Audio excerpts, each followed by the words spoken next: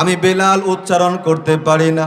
ওগো আল্লাহ, দুনিয়ার কোনো মানুষ না জানলেও তুমি তো জানো। আল্লাহ গো, এক সময় আমি উচ্চারণও করতে পারতাম, আমি শুদ্ধ করে কথাও বলতে পারতাম। আল্লাহ গো, কখনোই আমার মুখে জড়তা ছিল না। কিন্তু আল্লাহ, আমি গোলাম থাকাকালীন আমার মালিক ছিল উমাইয়া।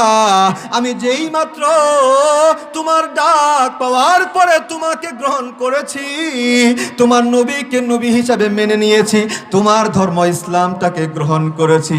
আল্লাহ, উমাইয়া বারবার চেয়েছে আমি যেন ধর্মটা ছেড়ে দেই, তোমারে ছেড়ে দেই, তোমার নবীর ভালোবাসা ছেড়ে দেই। কিন্তু আল্লাহ, না না, আমি ছাড়ি নাই। প্রভু গো, তোমাকে গ্রহণ করবার কারণে, তোমার নবীর ভালোবাসা গ্রহণ করবার কারণে, তোমার নবীরে ভালোবাসবার কারণে উমাইয়া আমার উপরে অত্যাচার করেছে, জুলুম করেছে। উত্তপ্ত মরুভূমি বালুর মধ্যে আমারে শোয়াইছে, আমার হাত পা গুলা চতুর্দিকে বেঁধে ফেলেছে। আল্লাহ, আমার বুকের উপরে মস্ত বড় পাথরটা রেখেছে, আমার উপরে কত জুলুম করেছে মালিক। এরপরে সব কিছু বন্ধ হয়ে গেছে, এরপরেও জবান দিয়া আহাত আহাত শব্দ আমি বেলাল তোমার প্রেমে, তোমার নবীর প্রেমে কিন্তু উচ্চারণ করেছি। আল্লাহু আকবার। বেলাল কয়, আল্লাহ, এত কিছুর পরে যখন আমার জবান দিয়া আহাদ আহাদ শব্দ উচ্চারিত হয়, প্রভু গো, আমার মনিব উমাইয়া সহ্য করতে পারে নাই, আমাকে চাবুকের আঘাত করেছে, রক্তাক্ত করেছে। এরপরেও প্রভু তোমারে ছাড়ি নাই।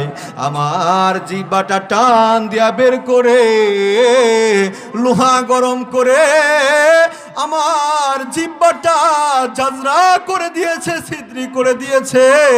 আল্লাহ, এরপরেও তোমারে আমি ছাড়ি নাই, তোমার নবীর মোহাব্বত ছাড়ি নাই। আল্লাহ, তোমারে গ্রহণ করেছি বলে, তোমার নবীরে ভালোবাসছি বলে, তোমার দ্বীনের উপর অটল থেকেছি বলে আমি বেলালের জিহ্বাটা ঝাঁঝরা করে দেওয়া হয়েছে, ছিদ্র করে দেওয়া হয়েছে। আল্লাহ গো, সেদিন থেকে আমি বেলাল আর কোনো কিছুই ঠিকঠাক মতো উচ্চারণ করতে পারি না। আল্লাহ গো, এই যে আমার জবানের জড়তা, এটা কিন্তু একমাত্র তোমার জন্য, তোমার দ্বীনের জন্য আর তোমার নবীর ভালোবাসার জন্য। বিলাল এই কথা বলে বলে আল্লাহর কাছে কান্দে। আল্লাহ তো